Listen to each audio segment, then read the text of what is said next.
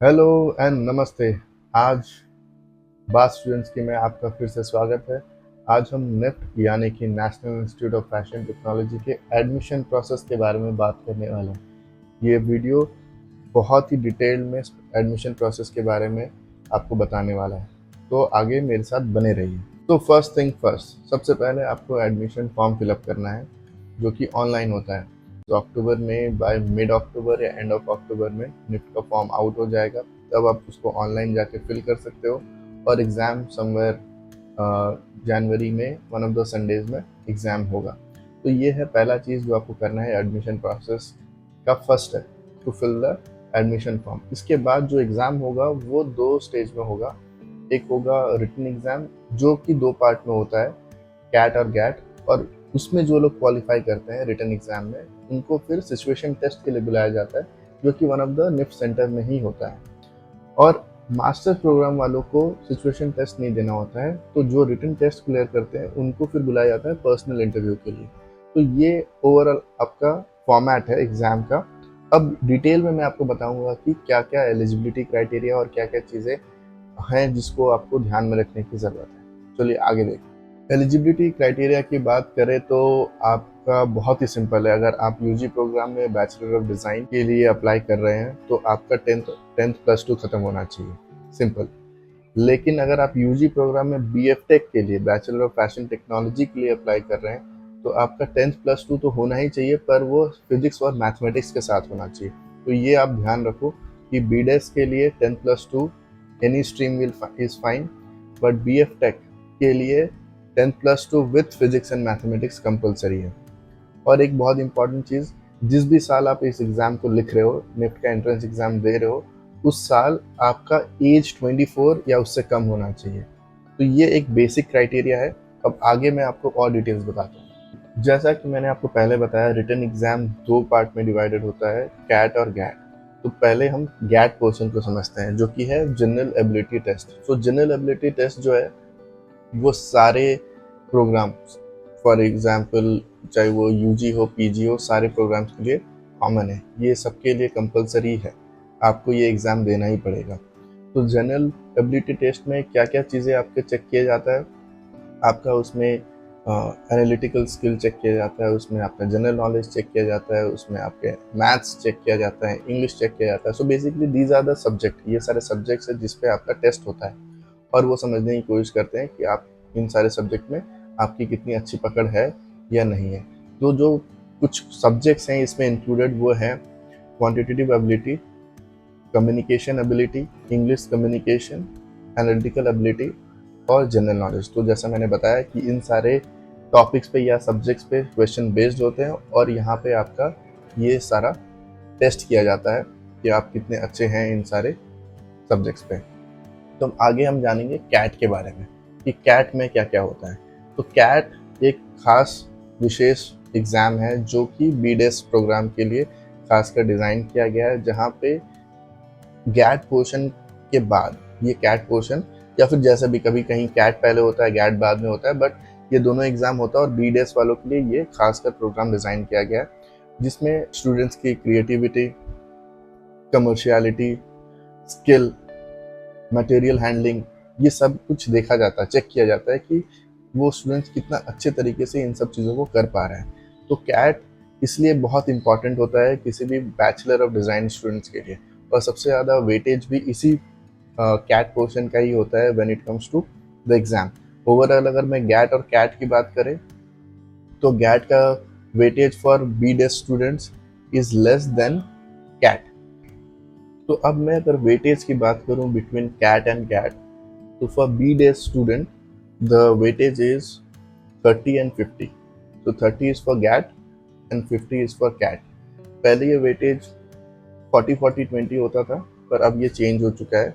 अब ये 30, 50 एंड 20 है। ये 20 क्या है मैं आपको आगे बताऊंगा। तो मैं जिस 20% वेटेज की बात कर रहा था वो किस चीज़ के लिए होता है, वो होता है सिचुएशन टेस्ट के लिए। तो सिचुएशन टेस्ट एक बहुत ही इंटरेस्टिंग टेस्ट होता है जो कि फर्स्ट राउंड ऑफ एग्जाम्स के बाद होता है, विच मीन्स कैट और गैट एग्जाम के 1-1.5 महीने बाद होता है। और उन लोग के लिए होता है जो लोग ये पहला राउंड क्लियर कर लेते हैं। तो फर्स्ट राउंड क्लियर करो, and then you are eligible for situation test. और सिचुएशन टेस्ट का जो वेटेज होता है वो 20% होता है, तो ओवरऑल 100% हो गया। इस सिचुएशन टेस्ट में बेसिकली आपको बहुत सारे मटेरियल दिए जाते हैं, एंड देन इस पूरे टेस्ट में आपका क्रिएटिविटी, मटेरियल हैंडलिंग एंड आपका ओवरऑल प्रेजेंस ऑफ माइंड, इन सब चीज़ों को टेस्ट किया जाता है। और इस एग्ज़ाम को क्लियर करने के बाद आप ये बोल सकते हो आप फाइनली निफ्ट में सिलेक्टेड हो चुके हो। और ये exam again specifically BDes students जिन्होंने बीडेस के लिए ऑप्ट किया है, अप्लाई किया है, उन लोग के लिए ही होता है। ये बीएफ टेक या एमडेस के लिए नहीं होता, या एमएफएम के लिए भी नहीं होता है। और आपने ध्यान दिया होगा कि मैं ये वीडियो बीडेस स्टूडेंट्स को ध्यान में रख के स्पेसिफिकली बना रहा हूँ। अगर मैं बीएफ टेक और एमएफएम के सारे इन्फॉर्मेशन को इंक्लूड करूँ तो ये वीडियो बहुत ज़्यादा बड़ा बन जाएगा। हाउएवर अगर आप मुझे बोलोगे, अगर मुझे आप बताओगे, अगर आप बोलोगे कि आप बीएफ टेक और एमएफएम के लिए भी ऐसा एक डिटेल वीडियो बना दो, तो I will definitely make one video for BF tech and MFM. शायद एक साथ ही बना दूं, पर अलग वीडियो बना दूंगा। पर इस वीडियो में हम बीडेस के लिए ही फोकस रखते हैं और आगे बढ़ते हैं। तो अभी तक हमने समझ लिया कि हमारा कैट, गैट और सिचुएशन टेस्ट कैसा होता है, और बहुत सिंपल सा है, ये 3 एग्जाम क्लियर करो and you are through to the NIFT. इसके बाद का प्रोसेस अब आगे समझते हैं। निफ्ट के एग्जाम्स के पैटर्न और वेटेज के बाद अभी मैं आपको एक बहुत इंपॉर्टेंट बट छोटी सी जानकारी टाइमलाइन को लेके दे देता हूँ। ये एग्जैक्ट टाइमलाइन तो नहीं है बिकॉज अभी इस साल के रेट्स आउट नहीं हुए हैं, पर जैसा मैंने पहले बताया कि अक्टूबर के मिड में या एंड में ये डेट्स आउट हो सकते हैं, as in admission application out हो सकता है, और उसके बाद हमारे पास सारे डेट्स आ जाएंगे कि एग्ज़ाम्स कब होना है। पर ये मान के चलो कि जनवरी एंड या फेब के स्टार्टिंग में आपका एग्ज़ाम, मेन एग्ज़ाम होगा कैट एंड गैट। उसके ठीक 1-1.5 महीने बाद अगर आप फर्स्ट राउंड क्लियर करते हो तो सिचुएशन टेस्ट होगा, और कहीं आपके उसके बाद सिचुएशन टेस्ट क्लियर करने के बाद जाके एक फाइनल लिस्ट आएगा जो कि मेरे ख्याल से मई जून के आसपास होगा, जिसमें वो फाइनल सिलेक्टेड कैंडिडेट्स होंगे या स्टूडेंट्स होंगे जिनको निफ्ट में ऑलरेडी सिलेक्ट कर लिया है। तो ये है कुछ टाइमलाइंस, ठीक है, जो आप ध्यान रखना और अपडेटेड रहना, उसके वेबसाइट पे चेक करते रहना।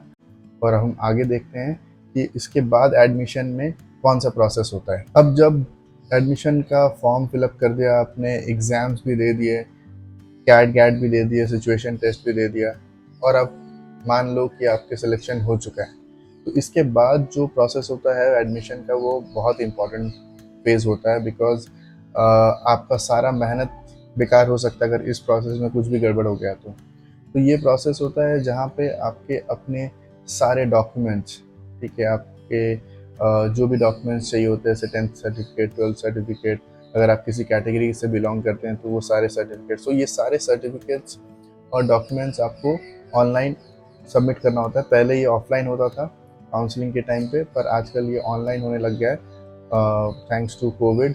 अब ये ट्रैवलिंग और ये सब नहीं होता था, पर हमारे टाइम पे हमें एक्चुअली सेंटर में जाना होता था विद ऑल आर डॉक्यूमेंट्स, जहाँ पे ये सारे डॉक्यूमेंट्स वेरीफाई होते थे, और उसके बाद जाके एडमिशन का process finally bye paying the fees complete होता था।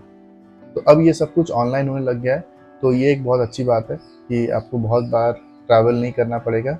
बट ये बहुत इम्पॉर्टेंट है कि आप ये सारे डॉक्यूमेंट्स को सही करके अच्छे से संभाल के रखें, और ये सही करेक्टेड होने चाहिए।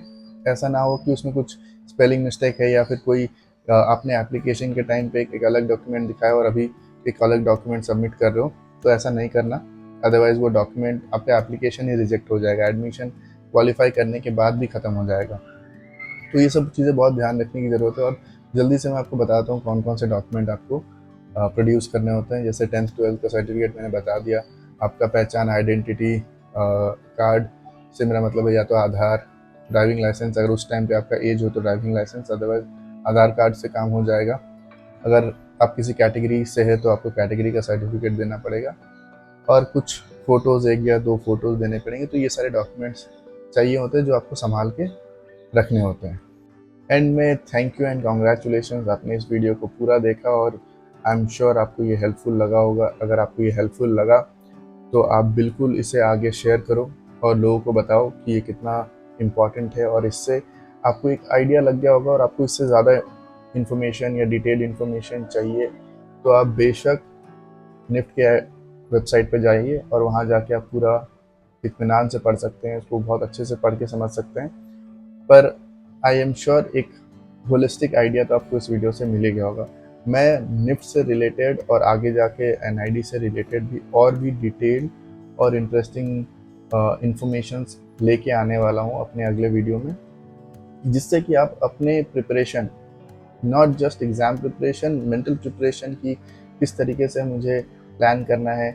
और इससे एक और बहुत इंपॉर्टेंट चीज़ ये भी होती है कि आप अपने पेरेंट्स को कन्विंस कर पाते हो। आप अपने पेरेंट्स को बता पाओगे या वीडियो ही दिखा पाओगे अपने पेरेंट्स को कि see this is what it is, ये ऐसा होता है, ऐसा ऐसा प्रोसेस होता है, यहाँ पे ऐसा होगा। मैंने यहाँ पे फीस और फीस स्ट्रक्चर के बारे में बात नहीं की। अगर आप मुझे बोलेंगे तो मैं अगले वीडियो में बहुत डिटेल में फीस स्ट्रक्चर के बारे में बता सकता हूँ। बट एज आई सेड, आप जाके ये सारी चीज़ें निफ्ट की वेबसाइट पे देख सकते हैं। पर अभी इस वीडियो में इतना ही। मैं आगे अगले वीडियो में बहुत जल्दी मिलने वाला हूँ। तब तक please do subscribe to this channel. Bye bye.